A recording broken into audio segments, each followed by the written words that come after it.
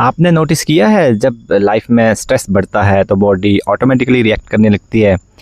Office की deadlines हों या फैमिली में टेंशन हो या किसी से फाइट हो जाए, किसी आर्गुमेंट हो जाए फैमिली में लव्ड वन से, तो अचानक बैक पेन या फिर हेडेक्स या नेक पेन शुरू हो जाता है। या फिर अगर आपको ऑलरेडी है तो वो और सीवियर हो जाता है। तो क्या ये सिर्फ कोइंसिडेंस है या हमारे इमोशंस और बॉडी के बीच कोई बहुत डीप कनेक्शन है? यही समझाता है हमें डॉक्टर जॉन सार्नो की जो बुक है हीलिंग बैक पेन, उसका second chapter the psychology of TMS कि टेंशन माइसाइटिस सिंड्रोम की साइकोलॉजी क्या है, how it works, how it is manifested, how emotions are manifested in the form of back pain, neck pain, migraines, stomach disorders, or tinnitus, vertigo, numbness, tingling, and many other symptoms that cannot be explained by any medical professionals or any blood test. Report साफ आती हैं, कई बार scan में कुछ खास नहीं मिलता लेकिन थोड़ा बहुत बल्जिंग हर्निएशंस आते भी हैं, बट असली वजह जो दर्द के बने हुए हैं वो दबे हुए इमोशंस होते हैं। ये हमने बहुत बार डिस्कस किया है कि स्पाइन की जो इमेजिंग है वो हमेशा एक ट्रू इंडिकेटर नहीं होती है आपकी पेन का। टेंशन का मतलब है टीएमएस में यहाँ दबा हुआ गुस्सा, चिंता या इन्फीरियरिटी की फीलिंग। सोसाइटी हमें सिखाती है कि गुस्सा मत करो, रो मत, स्ट्रॉन्ग बनो, तो हम इन इमोशंस को दबा देते हैं, लेकिन दिमाग उन्हें दबा कर नहीं रख पाता, वो निकलते हैं बॉडी के थ्रू।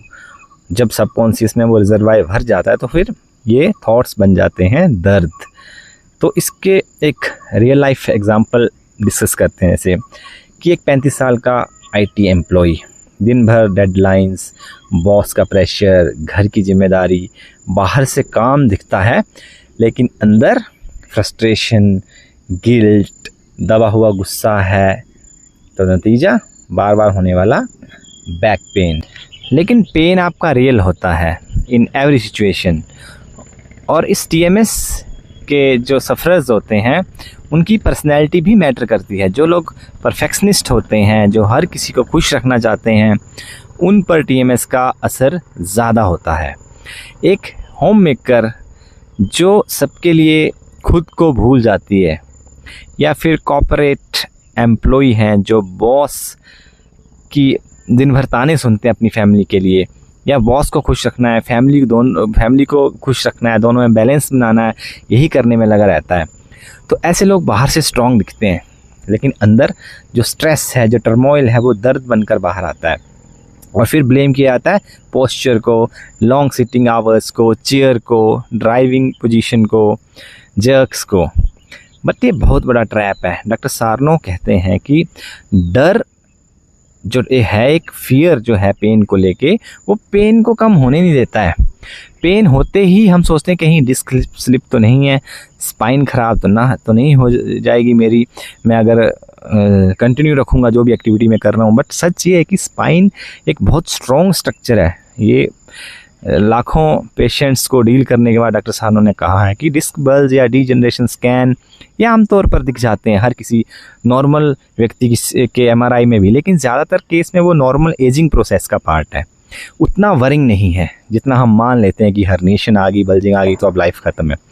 बहुत सारे लोगों के स्कैन में डिस्क बल्ज हैं पर उन्हें कोई दर्द नहीं होता, हर्निएशंस हैं, डीजनरेशन है, स्ट्रेटनिंग है, बट उन्हें पता ही नहीं है। ये रिसर्च इससे प्रूव है। तो यानी असली विलेन है डर।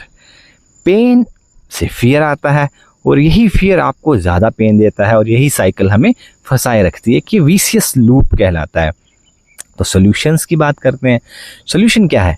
अवेयरनेस। जब आप समझ जाते हैं कि ये दर्द इंजरी की वजह से नहीं है बल्कि दबे हुए इमोशंस की वजह से है, तब हीलिंग शुरू होती है। आपके माइंड में डाउट आया कि यार मुझे तो दर्द जिम में वर्कआउट करते हुए शुरू हुआ था, तो उसमें माइंड का क्या लेना देना। ये भी माइंड का एक ट्रैप होता है। वो आपको दर्द का एपिसोड ही तब देता है जब आप डाउट ना कर पाओ कि कैसे। आपको एविडेंस देता है कि हाँ कोई फिजिकल एक्टिविटी हुई तभी ट्रिगर होता है। मैक्सिमम केसेस में पेन आपका, ये पेन डेंजरस नहीं है, ये सिर्फ इमोशंस का एक्सप्रेशन है। कई बार सिर्फ हम ये समझ लेना ही हमें रिलीफ दे देता है कि TMS is just psychological process, physical इसका बॉडी से कोई लेना देना नहीं है। और अगर ज़रूरत पड़े तो आप जर्नलिंग या थेरेपी भी कर सकते हैं। इन इमोशंस को रिलीज़ करने में मदद मिलती है। कई बार हम अलमारी साफ़ करते हैं ना, पुराने कपड़े निकलते हैं जो हमें पता भी नहीं, हम भूल चुके हैं, हमारे पास थे भी। तो सबकॉन्शियस में ऐसे ऐसे विचार होते हैं कि हमें पता नहीं होता हम ऐसे ऐसे विचार रखे हुए हैं, ऐसा गिल्ट या एंगर दबा के रखा है अपनों के लिए, अपने लिए। तो याद रखिए, जर्नलिंग से बहुत चीज़ें बाहर आती हैं।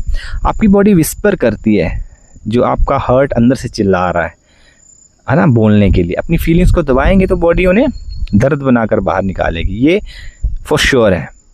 तो अगली बार जब बैक पेन हो तो सिर्फ दवाई मत ढूंढिए, खुद से पूछिए मैं कौन सा इमोशन दबा रहा हूँ।